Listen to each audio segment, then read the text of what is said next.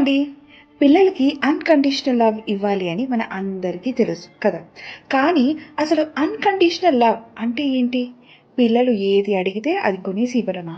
దాని అవసరం పిల్లలకి ఎంత ఉందో లేదో ఆలోచించకుండా మనకి కొనే స్తోమత ఉంది కాబట్టి అది కొనేసి ఇవ్వడమా?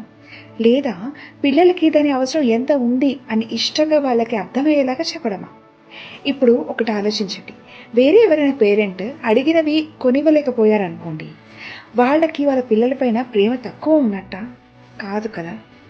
నువ్వు నేను చెప్పినట్టు చేస్తేనే నీకు గిఫ్ట్ ఇస్తాను. లేదా నువ్వు చదువుకుంటేనే అమ్మ నీతో మాట్లాడుతుంది అని వాళ్ళతో చెప్తే వాళ్ళకి ఎలా అర్థమవుతుంది? నేను ఇలా చేస్తేనే ఇలా వాళ్ళకి నచ్చినట్టు ఉంటేనే నాకు లవ్ దొరుకుతుంది అనుకుంటారు కదా! ఆ తర్వాత వాళ్ళ జీవితం మొత్తం కూడా ఇతరులకి నచ్చినట్టు ఉండడమో, లేదా ఇతరులు ఏం చెప్తే అది చేయడమే చేస్తారు కానీ, వాళ్ళ మటుకు వాళ్ళు ఆలోచించగలుగుతారనుకుంటున్నారా? లేదు కదా! పిల్లలకి గిఫ్ట్స్ ఇవ్వడమో, లేదా వాళ్ళు మనకి నచ్చినట్టు ఉంటేనే మనం వాళ్ళతో ప్రేమగా ఉండడం కాకుండా, వాళ్ళు ఎలా ఉన్నా కూడా వాళ్ళకి అర్థమయ్యేలాగా మనం వాళ్ళతో ఉంటూ, ప్రేమ చూపిస్తూ, వాళ్ళకి మంచి చెడు చెప్పగలిగితే, వాళ్ళు ఎప్పటికీ ఎలాంటి ఇబ్బంది పడరు. అన్‌కండిషనల్ లవ్ అంటే అర్థం చేసుకొని, పిల్లలకి మీ ప్రేమని గిఫ్ట్‌గా ఇవ్వండి. ఇంకా ఇలాంటి పేరెంటింగ్ టిప్స్ కోసం నన్ను ఫాలో చేయండి.